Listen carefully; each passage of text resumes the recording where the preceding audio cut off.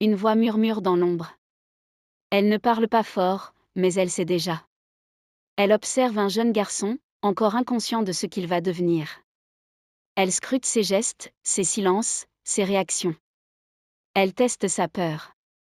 Elle teste son esprit. Et surtout, elle se demande s'il est humain. Car ce monde ne pardonne pas les faiblesses. Et ce garçon, Paul Atreides, est sur le point d'entrer dans un destin qui le dépasse. Un destin qui va changer l'équilibre de tout un univers. Bienvenue sur Plume Courte.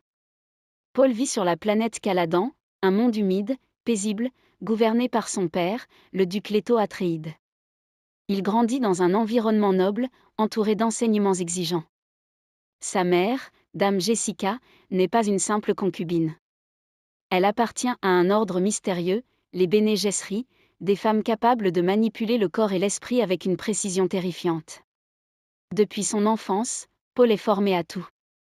Le combat, la stratégie, la maîtrise de soi. Mais il y a autre chose. Des rêves. Des visions. Des fragments d'un futur qu'il ne comprend pas encore. Un jour, un ordre tombe. L'empereur lui-même confie à la maison Atreides la gestion d'une planète lointaine. Une planète hostile. Une planète convoitée. Araki. Une étendue de désert sans fin, brûlée par un soleil implacable. Mais Araki n'est pas n'importe quel monde. C'est le seul endroit de l'univers où l'on trouve l'épice. Une substance précieuse, essentielle pour les voyages interstellaires, et pour le pouvoir. Celui qui contrôle Araki, contrôle tout. Mais derrière cette décision impériale se cache un piège. Car Araki était auparavant dirigé par les Harkonnen, ennemis jurés des Atreides. Violents. Impitoyables. Et surtout, bien décidés à récupérer ce qu'ils ont perdu. Le duc Leto comprend le danger. Il sait que cette mission n'est pas un honneur, mais une épreuve. Malgré tout, il accepte. La famille quitte Caladan. Et Paul laisse derrière lui un monde qu'il ne reverra peut-être jamais. À leur arrivée sur Araki, tout change. L'air est sec. Le sable est partout.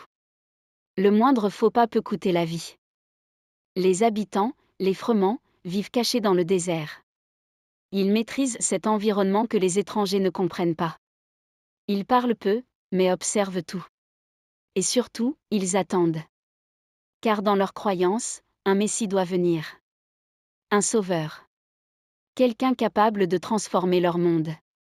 Et certains commencent déjà à regarder Paul autrement.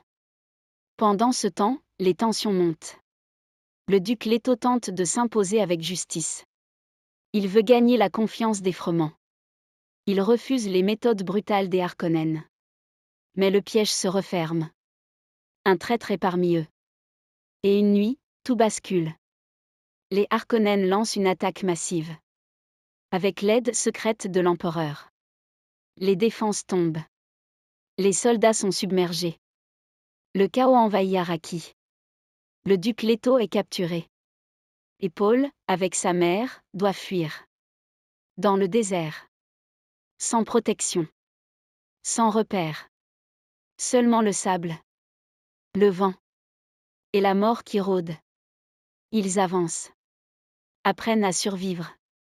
À marcher sans attirer les vers des sables, ces créatures gigantesques qui détectent la moindre vibration. À économiser chaque goutte d'eau. À comprendre ce monde qui ne pardonne rien. Peu à peu, Paul change. Ses visions deviennent plus précises. Il voit des chemins possibles. Des futurs différents. Il comprend qu'il n'est pas comme les autres. Et que ce que les Bene Gesserit ont commencé en lui, est en train de s'accomplir. Il rencontre alors les Fremans. Et contre toute attente, ils ne sont pas rejetés. Au contraire. Jessica et Paul sont intégrés. Acceptés. Et Paul reçoit un nom. Muad'Dib. Un nom qui résonne. Un nom qui commence à circuler. Au sein du peuple froment, Paul apprend une nouvelle vie. Il apprend leurs coutumes. Leur discipline. Leur lien profond avec le désert. Il devient un guerrier. Mais aussi un symbole. Car ses capacités dépassent celles des autres. Sa perception. Sa rapidité. son instinct. Et surtout, ses visions. Il voit une guerre. Une guerre immense. Menée en son nom. À travers les étoiles. Un djihad. Et cela le terrifie. Car il ne veut pas devenir cela.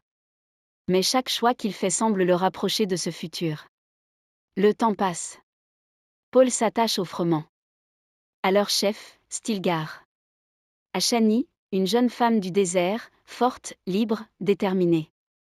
Avec eux, il construit quelque chose. Une résistance.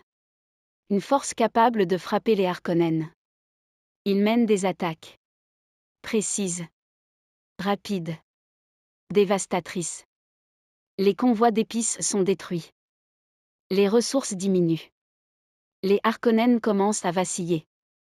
Et pendant ce temps, Paul grandit encore. Jusqu'au moment et ce qu'il voit alors dépasse tout. Le passé. Le futur. Les possibilités. Il devient plus qu'un homme. Il devient celui que les Froment attendaient. Mais à quel prix? Car maintenant, il voit clairement.